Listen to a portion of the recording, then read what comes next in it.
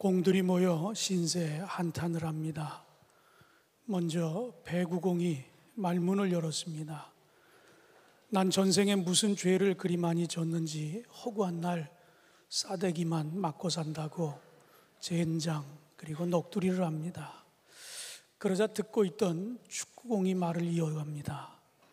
넌 그나마 다행이다. 난 맨날 발로 까이고 머리로 받치고 더럽고 서러워서 못 살겠다. 그러자 옆에 있던 야구공이 소리를 지릅니다. 야, 이 어린 녀석들아, 시끄럽다.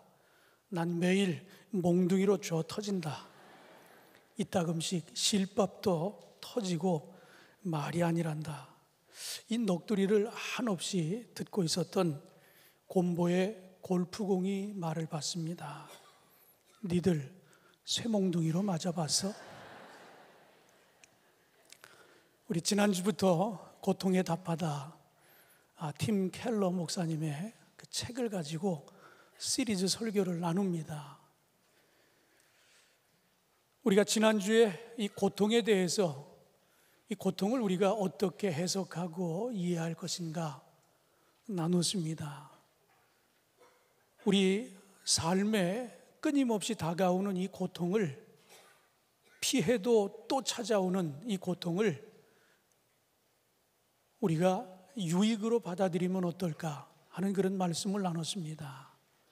왜 고통이 유익이 될까? 그것은 우리의 믿음의 불순물을 제거할 수 있기 때문에 고통이 유익이라 그런 말씀을 나눴습니다. 그리고 이 고통을 통해서도 하나님의 영광을 드러낼 수 있기 때문에 고통이 유익이라고 하는 말씀도 나눴습니다. 그런가 하면 이 고통을 믿음으로 잘 극복하고 이겨내는 사람들이 있기 때문에 세상이 그 하나님을 알게 된다 하는 그런 이야기였습니다. 그러니까 고통이 무조건 나쁘고 무조건 피하고 도망쳐야 할 것이 아니라 때로는 그 고통이 내게도 그리고 하나님께도 영광이 될 수 있다 하는 그런 말씀을 나눴습니다. 그렇다면 오늘 우리가 이제 한 걸음 더 나아가서 그렇다면 이 고통이 내 앞에 다가왔을 때 우리는 그 고통을 어떻게 대하여 할까 하는 그런 이야기입니다. 오늘 그 두 번째 시간으로 고통이 다가왔을 때 우리가 그것을 어떻게 대할까? 오늘 성경은 우리에게 첫 번째로 예수님 앞에 나아가 울라 그렇게 말씀하고 계십니다. 로널드 리트거스라고 하는 분은 고난의 개혁이라고 하는 책을 통해 이렇게 이야기합니다. 중세교회는 시련을 꾹 참고 견디면 구원을 받는데 큰 보탬이 된다 하는 그런 이야기를 폈다고 합니다. 이를 잘 증거하는 글 가운데 하나가 1504년에 쓰여진 한눈의 보고를 채우라 라는 이 책은 중세 후기의 신학자였던 요하네스 본 플라츠라고 하는 분이 썼는데 그 글에 보면 이런 글이 있습니다. 고난을 참아내는 인내는 윤리적으로 한없이 값진 덕목이다라는 이야기를 했어요. 여러분 어떻게 생각하십니까? 고난을 참아내는 인내는 윤리적으로 한없이 값진 덕목이라고 하는 데 대해서 여러분 혹시 긍정하십니까? 이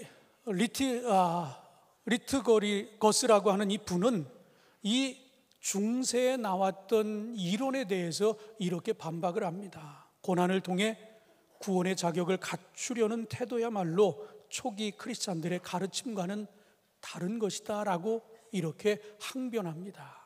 그러면서 성경의 몇 가지 예를 우리에게 소개합니다. 그 가운데 하나가 예수님이 겟세마네 동산에서의 그 고뇌를 어떻게 표현했는가? 우리 주님도 쓴 잔을 앞에 놓고 기도할 때 울부짖었다라고 하는 이야기입니다. 땀방울이 떨어지는데 마치 핏방울이 떨어지는 것처럼 그렇게 간절히 부르짖었다라고 하는 이야기예요. 그런가 하면 시편 기자들의 글 가운데도 보면 시편 44편 23절에 주여 깨소서 어찌하여 주무시나이까? 일어나시고 우리를 영원히 버리지 마소서. 왜 이런 시가 나왔을까요? 시편 기자가 지금 힘든데 왜 하나님 잠잠하고 계십니까? 라고 하는 이런 부르짖음입니다. 뭔가 내가 이렇게 힘들면 하나님이 이때쯤은 좀 나서서 이 문제를 해결해 줘야 되는 것 아닙니까? 이렇게 탄식하고 탄원하고 있는 겁니다. 뿐만 아니라 우리가 동방의 의인으로 알고 있었던 욥은 어떠했습니까? 욥도 욥기 시작되는 1장 22절에 보면 이 모든 일에 욥이 범죄하지 아니하고 라고 이렇게 결론을 내놓고 있어요.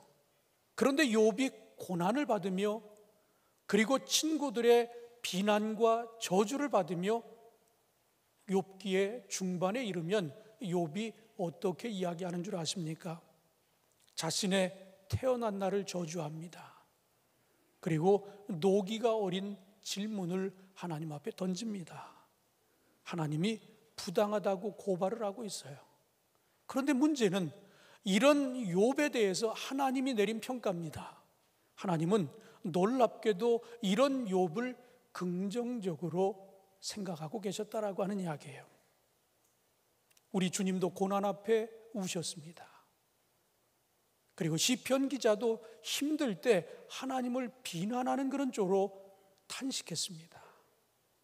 우리가 그토록 동방의 의인으로 대단한 인물로 평가했던 욥도 너무 힘들고 고되니까 자신이 태어난 것을 저주합니다. 그리고 하나님에게 아주 녹이 어린 그런 탄식을 보내고 있습니다. 그런데도 불구하고 우리 하나님께서는 그를 비난하지 않았어요. 그를 나쁘다고 평하지 않았습니다. 무슨 이야기입니까? 힘들면 힘들다고 하는 표현에 대해서 하나님은 나무라지 않았다라고 하는 이야기예요. 결론적으로 우리가 이 고난이 우리에게 닥쳤을 때 우리가 취해야 할 첫 번째 행동은 힘들면 울라고 하는 이야기입니다. 힘들면 힘들다고 표현하라고 하는 이야기예요. 제가 지지난주에 호주에 가서 집회를 할 때 같이 갔던 강사 목사님이 상담을 전공한 분이에요. 목회자들을 모아놓고 세미나를 하는데 저도 그 시간에 같이 그 목회 상담을 들었어요. 그런데 우리가 목회 상담을 하다 보면 교인들이 찾아와서 많이 웁니다. 왜? 힘든 일로 찾아왔기 때문에 하다 보면 울다가 말을 잇지 못하기도 하고, 그럴 때 이 상담자가 어떻게 해야 되느냐라고 하는 이야기예요. 여러분도 아마 속회에서 속장님에게, 아니 여러분이 장로님이고 권사님이고 어른이기 때문에 혹 그런 상담을 할 때가 있을 거예요. 힘들어서 찾아와서 자신의 이야기를 털어놓다가 그만 말을 잇지 못하고 울 때가 종종 있을 거예요. 그럴 때 상담자가 어떤 태도를 보여야 하느냐? 실컷 울도록 놔두라는 얘기입니다. 자기 안에 있는 응어리가 다 빠질 때까지 그냥 그대로 놔두라는 거예요. 지금 우리가 고난을 만났을 때 우리가 해야 할 태도 중에 하나가 주님 앞에 나와 울라고 하는 이야기입니다. 힘들다고 호소하려는 얘기예요. 때로는 그것이 원망이 될 수도 있고 그것이 비난이 될 수도 있어요. 그런데 그냥 쏟아놓으라고 그렇게 우리에게 말씀하십니다. 우리가 그런 이야기는 여기저기서 만날 수 있어요. 그런데 중요한 것은 그렇게 힘들다고 호소하고 떼를 쓰고 눈물을 뿌리는 그런 이들에 대해서 이것을 받아들이는 우리 주님의 모습은 어떠할까? 성경에 보면 이사야 42장 3절에 상한 갈대를 꺾지 아니하며 꺼져가는 등불을 끄지 아니하고 진실로 정의를 시행할 것이며 라고 이렇게 기록하고 있습니다. 그렇다면 상한 갈대를 꺾지 않고 꺼져가는 등불을 끄지 않으시는 분이 누구십니까? 바로 우리 주님이십니다. 그런데 여기 표현된 상한이라고 하는 이 말은 쓰여진 히브리어의 상한이라고 하는 단어가 뜻하는 말이 무슨 말인 줄 아십니까? 그냥 간단한 상처를 입은 그런 상함이 아니라고 하는 것입니다. 여기 상한이라고 하는 이 단어는 생명을 좌우하는 내부 기관이 파열된 정도의 치명상이라고 하는 이야기예요. 굉장히 중한 중상을 입은 것을 뜻하는 겁니다. 그런데도 불구하고 이 이사야서의 표현은 어떻게 되어 있습니까? 상한 갈대를 꺾지 아니하시는 분이 우리 주님이라고, 꺼져가는 등불도 끄지 아니하시는 분이 주님이라고. 그러니까 그런 분 앞에 나와서 울래는 겁니다. 그런 분 앞에 나와서 그냥 힘들다고 하소연하려는 거예요. 그러면 아무리 힘들어도, 아무리 위중해도 싸매시고 고쳐주시고 그리고 다시 일으켜 주시는 분이 우리 주님이라고 하는 사실을 깨닫고, 힘들 때 혼자 끙끙 앓지 말고 주님 앞에 나와서 억울하다고, 힘들다고, 때로는 눈물 펑펑 쏟으며 표현하라고 하는 이야기입니다. 여러분 믿으시기 바랍니다. 그러면 무슨 일이 벌어집니까? 그러면 하나님께서 그들을 어루만져 주십니다. 열왕기상 18장 19장에 보면 엘리야에 관한 기록이 있어요. 엘리야는 대단한 사람 아닙니까? 바알과 아세라 대적을 해가지고 당당히 1대 850으로 싸워 이긴 사람 아니에요. 그런데 그가 번아웃이 됐어요. 사역에 지쳤습니다. 지금 자신의 생명 부지하려고 쫓겨다니고 있어요. 이제는 더 이상 외쳐도 사람들이 귀를 기울이지 않습니다. 그래서 숨었습니다. 나무 밑에 들어가 지쳐 쓰러져 잠을 청하고 있었어요. 그의 상태는 아주 어려운 상황이었습니다. 그때 하나님이 그에게 나타나셨어요. 그러면 하나님이 그를 어떻게 하셨을까요? 야 이놈아, 너 왜 여기 이러고 있어? 빨리 가서 복음을 전해야지, 한 명이라도 더 구원해야지. 그렇게 채근하셨습니까? 아니에요. 잠자고 있는 엘리야를 흔들어 깨우면서 너 여기서 지금 뭐 하고 있냐, 그렇게 하지 않았어요. 그가 지쳐 있을 때 우리 하나님이 찾아가셔서 밥을 지어 그를 먹이셨다라고 하는 이야기입니다. 아무런 얘기하지 않고 지금 그 상황에서 가장 필요한 것은 지쳐 있으니까, 힘들어하니까 우리 하나님이 찾아가셔서 그의 가장 필요한 것을 채워주셨다라고 하는 이야기입니다. 여러분이 힘들어할 때 우리 하나님은, 여러분의 구주가 되시는 예수 그리스도께서는 바로 그런 분이십니다. 힘들다고 주님 앞에 엎어지면, 힘들다고 때를 쓰면, 힘들다고 눈물 뿌리면 그 모든 문제를 품어 안으시고 고쳐주시고 그리고 일으켜 세워주시는 분이 주님이심을 믿으시기를 바랍니다. 두 번째로, 그렇게 주님 앞에 나아가 그런 힘들다라고 하는 표현을 하다 보면 나도 모르게 우리 주님을 의지할 수 있다라고 하는 이야기입니다. 바로 이것이 두 번째 과정이에요. 나아가서 힘들다고 하소연하고 떼를 쓰고 울다 보면 나도 모르게 그분을 의지하게 된다라고 하는 이야기예요. 여러분이 잘 부르는 찬양 가운데 나의 가는 길이라고 하는 찬양이 있습니다. 나의 가는 길, 주님 인도하시네. 그는 보이지 않아도 날 위해 일하시네. 주 나의 인도자 항상 함께 하시네. 사랑과 힘 베푸시며 인도하시네. 인도하시네라고 하는 찬양입니다. 이 찬양은 미국의 유명한 예배 인도자인 돈 모엔이라고 하는 분이 이 찬양을 만들었어요. 그런데 이 가사를 보면 굉장히 은혜가 됩니다. 그렇다면 이 곡을 쓴 사람들이 나름대로 이 곡을 쓰기 전에 무슨 영감을 받아가지고 곡을 쓰잖아요. 근데 이 곡 자체를 보면 곡조도 그렇고 내용도 그렇고 아주 좋은 상황에서 이것을 쓴 것처럼 그렇게 여겨집니다. 그런데 실상은 그렇지 않았다고 하는 이야기예요. 이 돈 모엔에게는 여동생이 있었는데 여동생 가족이 어디를 갔다 오다가 그만 교통사고를 당합니다. 그 여동생 부부와 4자녀 6명이 타고 있었는데 자녀들 가운데 1명을 교통사고로 잃습니다. 나머지 5 식구도 큰 상처를 입었어요. 오빠인 이 돈 모엔이 이 가족을 어떻게 하면 위로할 수 있을까 기도를 하는데 이사야 43장이 떠올랐습니다.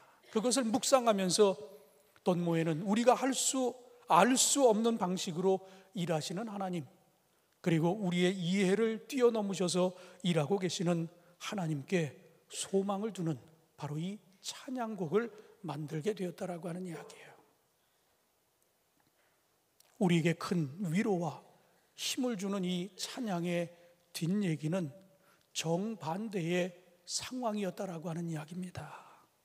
눈에 보이지는 않았지만 기도할 때 뭔가 분명히 느낄 수 있는, 다시 말하면 뭔가 하나님이 우리를 인도하고 계시고 있다라고 하는 것을 깨닫게 하는 그런 느낌을 받는다라고 하는 것입니다.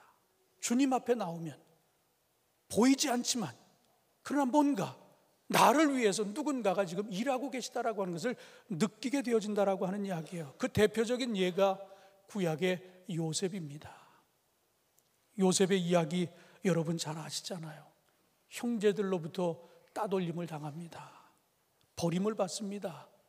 그리고 성실한데도 누명을 씁니다. 그의 삶을 보면 너무 기구해요. 어떻게 그렇게 절묘하게 뭔가 좀 될 만하면 또 한번 털컥 주저앉고 가정에서 쫓겨나고 형제들 때문에, 그리고 남의 집에 가서 노예로 성실하게 살았는데도 누명을 쓰고, 그리고 감옥에 갇혀서 이날 저날 이때쯤이면 내가 좀 어떻게 풀려나려나, 근데 다 잃어버리고 시간이 많이 흐릅니다. 우발적인 사건, 우연의 일치가 계속해서 그에게 반복되고 있어요.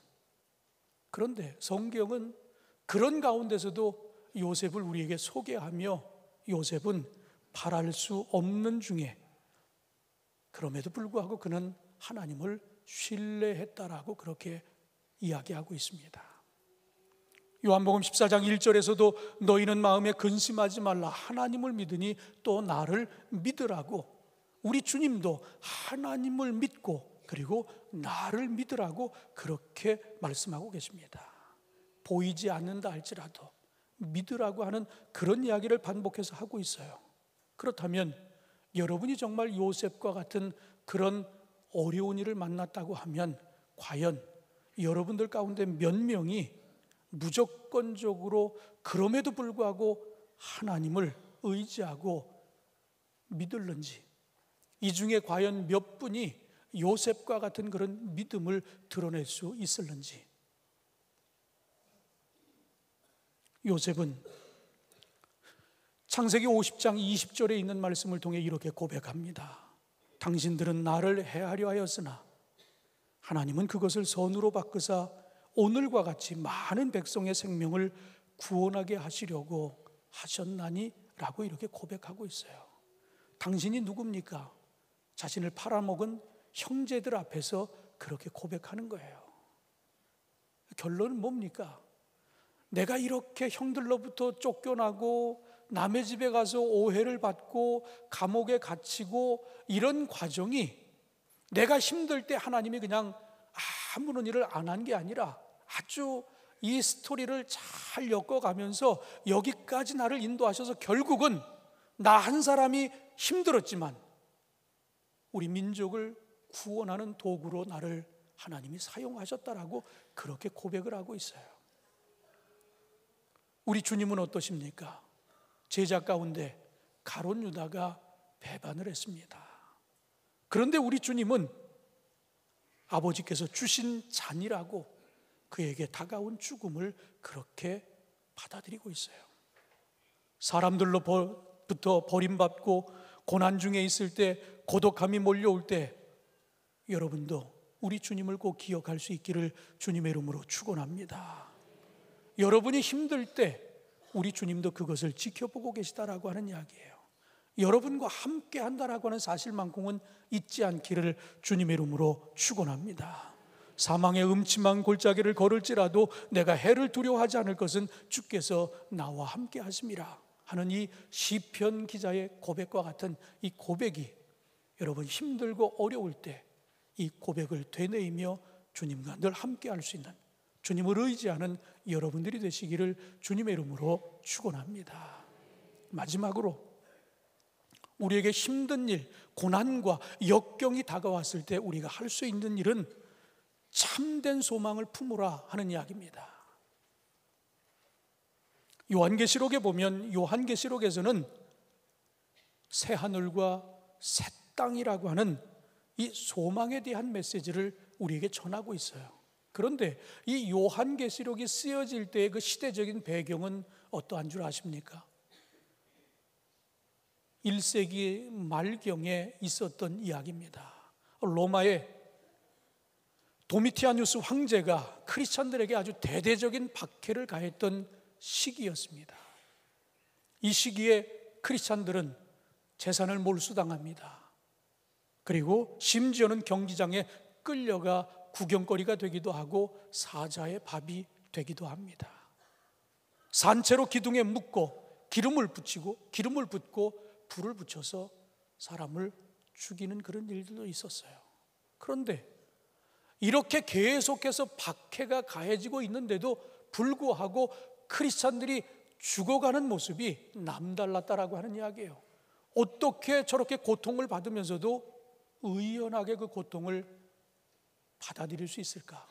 어떻게 죽어가면서도 하나님을 원망하지 않고 저렇게 태연스럽게 죽음을 받아들일 수 있을까? 이것이 경기장에서 구경하고 있었던 사람들의 마음을 움직였다라고 하는 이야기예요. 그렇다면 뭐가 그들에게 있길래 이렇게 죽음 앞에서도 고난 앞에서도 이렇게 의연할 수가 있었을까 하는 이야기입니다. 다름 아닌 그들에게는 새 하늘과 새 땅에 대한 소망이 있었음을 여러분 믿으시기를 바랍니다. 무엇을 소망하느냐에 따라서 우리의 신앙의 삶이 전혀 달라질 수 있다라고 하는 이야기예요. 그러면서 이 팀 켈러 목사님은 지하 감방에 갇힌 두 남자 이야기를 소개합니다. 이야기는 이러합니다. 몇 년 전에 지하 감방에 갇힌 두 남자의 이야기를 읽은 적이 있다. 두 사람은 체포 직전에 한 가지 소식을 전달받았다. 한 사람은 아내와 아이가 숨졌다는 통보였고, 다른 한 사람은 아내와 자식이 살아서 자신을 기다린다라고 하는 소식을 접했습니다. 감옥에 갇힌 지 2년 만에 첫 번째 남성은 몰라보게 수척해졌습니다. 기력을 잃고 결국 죽음을 맞이합니다. 하지만 두 번째 남성은 똑같은 처지였음에도 불구하고 전혀 다른 반응을 보였습니다. 두 사람이 처한 현재의 상황은 매 한 가지였지만 미래를 바라보는 그들의 마음가짐은 180도로 달랐다 하는 글을 소개합니다. 무슨 이야기입니까? 한 사람은 감옥에 들어가기 직전에 소식을 접했는데 아내도 죽고 아이들도 다 죽었다라고 하는 비보를 접합니다. 희망이 없는 거예요. 내가 이 감옥에서 고생을 하고 나가도 나를 반갑게 맞이할 가족이 없는 절망 가운데 감옥에 들어가 결국 2년 만에 시름시름 앓다가 죽게 됐다는 이야기예요. 그러나 똑같은 상황에서 한 사람은 어떠합니까? 감옥에 들어가기 전에 소식을 접했는데 사랑하는 아내와 사랑하는 자녀들이 내가 이 모든 감옥에서의 생활을 마치고 돌아오면 기다리겠다라고 하는 그런 소식을 접하게 되어집니다. 그러니까 이 사람은 희망이 있는 거예요. 희망이 있느냐 없느냐에 따라서 삶의 결과가 이처럼 달라질 수 있다라고 하는 이야기입니다. 결론은 뻔하지 않습니까? 여러분 지금 힘들고 어려워도 소망을 가지면, 이것을 극복할 수 있다라고 하는 희망을 가지면 여러분 일어설 수 있어요. 그러나 절망하고 포기하면 절대로 일어설 수 없다고 하는 이야기입니다.